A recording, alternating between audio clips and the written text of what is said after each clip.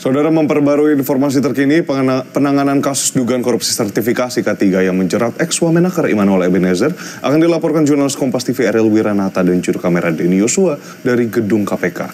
Pagi Ariel, pasca menjadi tersangka, lantas bagaimana proses hukum selanjutnya? Ya, Edwin dan saudara, memang hingga saat ini KPK masih memproses terkait dengan mantan Wamenaker Immanuel Ebenezer, yang dimana sebelumnya KPK telah menetapkan sebanyak 11 orang tersangka, yang diantaranya adalah mantan wakil menteri ketenagakerjaan dalam terkait dengan kasus korupsi pemerasan pengurusan sertifikasi K3.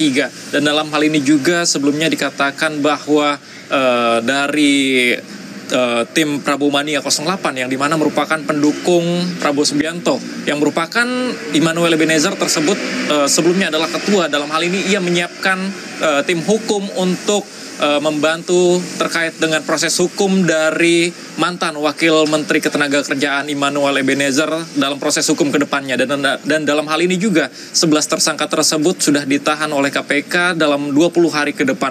Dan selain itu juga dalam hal ini KPK telah menyita setidaknya ada 22 kendaraan, diantaranya adalah 15 kendaraan roda 4 dan 7 kendaraan roda 2. Dan dalam hal ini juga dikatakan bahwa Immanuel Ebenezer menerima sebanyak 3 miliar dalam pemerasan sertifikasi K3 tersebut. Dan dalam hal ini juga dikatakan terkait penyitaannya sebanyak 2 motor dari Immanuel Ebenezer disita oleh KPK dari 7 motor total secara keseluruhan.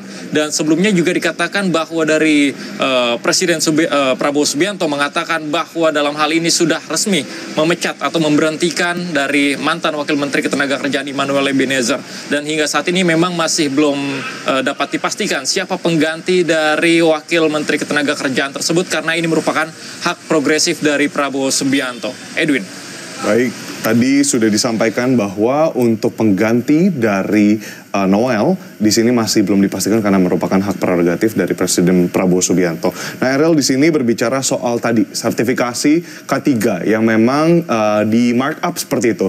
Apakah ada pernyataan langsung apa yang menjadi peran dari Noel dalam kasus ini? Apakah fungsi kontrol itu dijalankan sebagai Wamenaker?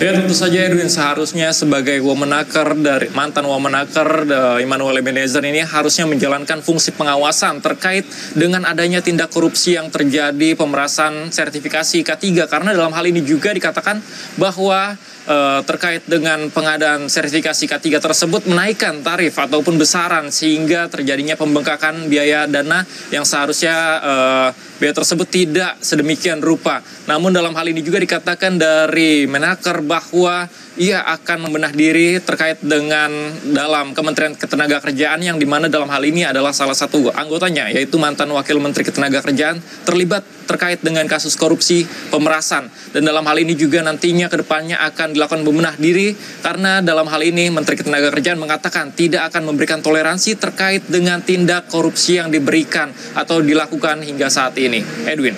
Melihat dari beberapa latar pun dari sejarah, terdapat beberapa kasus korupsi di lingkungan Kemenaker yang mungkin ini juga menunjukkan harus ada pembenahan di dalam tubuh kementerian. Terima kasih banyak laporan Anda, jurnalis Kompas TV Ariel Wiranata dan juru kamera Denny Yosua.